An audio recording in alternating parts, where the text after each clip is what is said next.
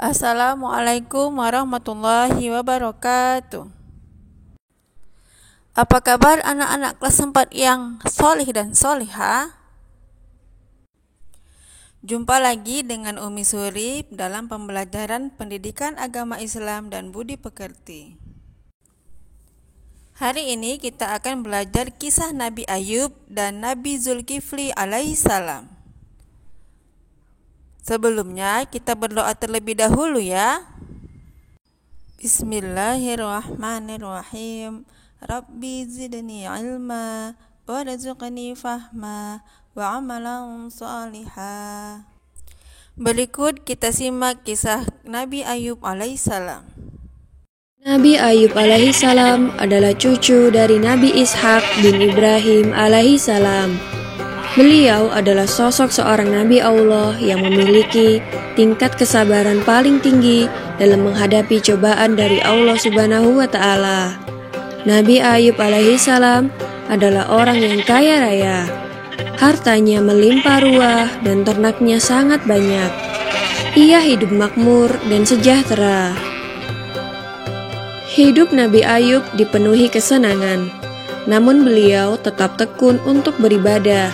Beliau juga gemar berbuat kebaikan dan suka berbagi kepada siapapun. Semua orang memuji kebaikan, ketulusan, dan keikhlasan Nabi Ayub dalam berbuat kebaikan. Bahkan para malaikat pun juga memuji beliau. Hal ini membuat iblis merasa iri dan dengki. Ia tidak suka ada manusia yang begitu solehnya. Iblis pun berniat membuat Nabi Ayub menjadi sesat. Iblis lalu mencoba sendiri menggoda Nabi Ayub agar ia tersesat dan tak mau bersyukur kepada Allah. Namun ternyata iblis gagal. Iblis pun tidak menyerah. Ia dan para pembantunya kemudian mulai menyerbu keimanan Nabi Ayub. Mula-mula mereka membunuh semua ternak. Kemudian mereka merusak kebun Nabi Ayub dan juga membakar semua harta kekayaan beliau. Namun Nabi Ayub dan anak istri beliau tetap rajin beribadah dan tidak pernah mengeluh. Mereka semua menerima takdir dengan ikhlas. Iblis dan para pembantunya kemudian mendatangi putra dan putri Nabi Ayub di rumah. Mereka menggoyang-goyang tiang rumah sehingga roboh dan semua anak Nabi Ayub meninggal dunia. Iblis mengira usahanya berhasil menggoyahkan iman Nabi Ayub yang sangat menyayangi putra dan putrinya itu. Meskipun Nabi Ayub merasa sedih dan menangis, tetapi jiwa dan hatinya tetap kokoh dalam keyakinan bahwa jika Allah yang Maha Pemberi menghendaki semua itu, maka tak ada seorang pun yang mampu menghalanginya. Iblis pun tidak patah semangat. Iblis kemudian menaburkan penyakit di sekujur tubuh Nabi Ayub sehingga beliau menderita sakit kulit yang menjijikkan. Semua tetangga dan orang sekitar menjauhinya karena takut tertular. Mereka menginginkan Nabi Ayub segera pergi meninggalkan lingkungan mereka. Maka pergilah Nabi Ayub dan Rahmah istrinya ke sebuah tempat yang jauh dari pemukiman manusia. Penyakit Nabi Ayub sudah bertahun-tahun tak kunjung sembuh. Namun Nabi Ayub tetap bersabar. Suatu hari Rahmah hendak membeli bahan makanan dan ia pun pergi keluar. Ternyata saat itu Nabi Ayub sedang membutuhkannya. Berkali-kali Nabi Ayub memanggil istrinya, tapi tak ada sahutan dari istrinya itu. Nabi Ayub merasa kesal. Terbesit dalam benak beliau bahwa Rahmah sengaja pergi meninggalkan beliau. Nabi Ayub lantas bersumpah akan memukul Rahmah 100 kali jika ia kembali nanti. Nabi Ayub alaihissalam kemudian berdoa memohon kesembuhan kepada Allah. Allah Subhanahu wa Ta'ala memerintahkan Nabi Ayub agar menghentakkan kakinya ke tanah.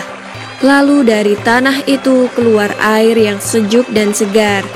Nabi Ayub lantas membersihkan sekujur tubuh beliau dengan air itu. Seketika itu pula penyakit Nabi Ayub sembuh, dan kulit tubuhnya kini kembali seperti sedia kala. Wajahnya pun kembali bersinar dan memancarkan wibawa yang luar biasa. Rahmah akhirnya pulang, dan betapa terkejutnya ia ketika melihat suaminya sudah sembuh. Dan ia juga meminta maaf karena telah hampir kehilangan kesabaran dalam merawat Nabi Ayub yang sakit. Nabi Ayub pun memaafkannya dan bercerita bahwa ia telah terlanjur bersumpah untuk memukul Rahmah sebanyak 100 kali. Beliau sangat bingung, karena dalam benaknya beliau tidak tega untuk menyakiti istrinya yang sangat setia itu. Akhirnya turunlah perintah Allah agar Nabi Ayub mengambil 100 helai rumput, mengikatnya lalu memukulkannya 1 kali ke tubuh Rahmah dengan pelan. Nabi Ayub pun melaksanakan perintah Allah itu untuk memenuhi sumpah beliau. Rahmah sama sekali tidak merasa sakit dengan pukulan 100 helai rumput itu. Nabi Ayub alaihissalam kini telah sembuh seperti sedia kala. Tak ada lagi orang yang menjauhinya. Mereka kembali menerima Nabi Ayub. Karena kesabaran beliau pula, Allah mengaruniakan lagi harta berlimpah kepada Nabi Ayub alaihissalam. Demikianlah kisah Nabi Ayub alaihissalam yang sabar dalam menghadapi cobaan. Semoga kita dapat mengambil hikmah dari kisah ini dan senantiasa sabar dan ikhlas dalam menghadapi cobaan dari Allah Subhanahu wa Ta'ala. Amin ya Rabbal 'Alamin.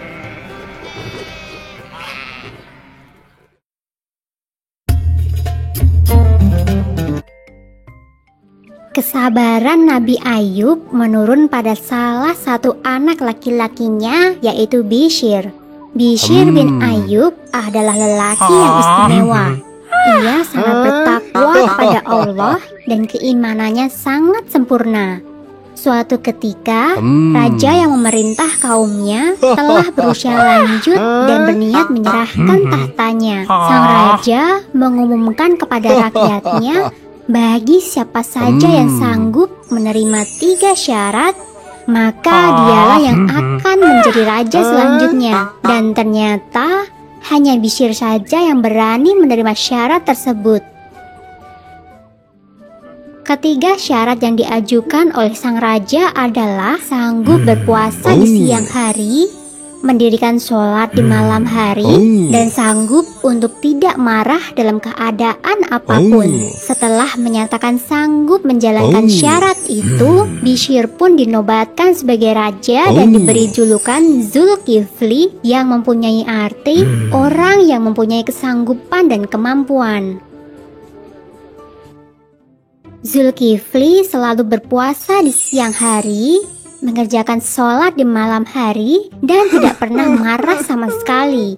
Keteguhan iman Zulkifli membuat iblis tidak senang. Iblis mencari cara agar ia bisa membuat Zulkifli marah. Seusai zuhur, iblis menyamar menjadi seorang kakek dan menemui Zulkifli. Ia mengadu jika selama ini ia telah dianiaya oleh kaumnya. Raja Zulkifli pun meminta sang kakek untuk datang ke persidangan pada esok harinya. Keesokan paginya, Raja Zulkifli menunggu sang kakek di majelis persidangan. Sang raja berniat menyelesaikan permasalahan yang dihadapi sang kakek. Namun, hingga waktu zuhur tiba, sang kakek tidak kunjung datang. Raja Zulkifli pun meninggalkan persidangan untuk beribadah dan beristirahat. Rupanya, sang iblis memang sengaja tidak datang di persidangan itu untuk menguji kesabaran Raja Zulkifli dan membuatnya marah. Saat Raja Zulkifli hendak istirahat, kakek jelmaan iblis itu muncul kembali. Kakek itu kembali mengadukan nasibnya sambil menangis. Raja kemudian meminta kakek itu pulang dan datang ke persidangan esok hari. Setelah kakek itu keluar dari kamar, Raja Zulkifli pun beristirahat. Ia memerintahkan kepada pengawal untuk mencegah siapa saja yang berniat mengganggunya. Usaha iblis untuk membuat Raja Zulkifli marah ternyata gagal. Setelah diusir oleh pengawal, ia pun kembali menyusup ke dalam istana. Para pengawal merasa heran karena kakek itu bisa menyelinap masuk. Mereka pun sadar jika kakek tua itu bukanlah manusia biasa. Setelah itu, mereka memperketat penjagaan di depan pintu kamar sang raja. Ternyata godaan sang iblis tidak mampu menggoyahkan iman Raja Zulkifli. Namun tak lama setelah itu, kesabaran Raja Zulkifli kembali diuji. Ada sekelompok orang durhaka yang berniat mengancam keselamatan kerajaannya. Raja Zulkifli kemudian meminta agar rakyatnya bersedia maju ke medan perang. Namun seruan Raja Zulkifli tidak ditanggapi oleh rakyatnya. Rupanya seluruh rakyatnya takut mati sehingga mereka tidak mau pergi berperang. Jika sang raja bisa menjamin bahwa mereka tidak akan mati saat berperang, barulah mereka mau maju ke medan perang bersama sang raja. Saat itu, sang raja berdoa kepada Allah. Ia meminta perlindungan dan keselamatan bagi semua rakyatnya. Doa Raja Zulkifli dikabulkan. Mereka berhasil memenangkan peperangan tanpa ada satupun rakyat yang mati di medan perang.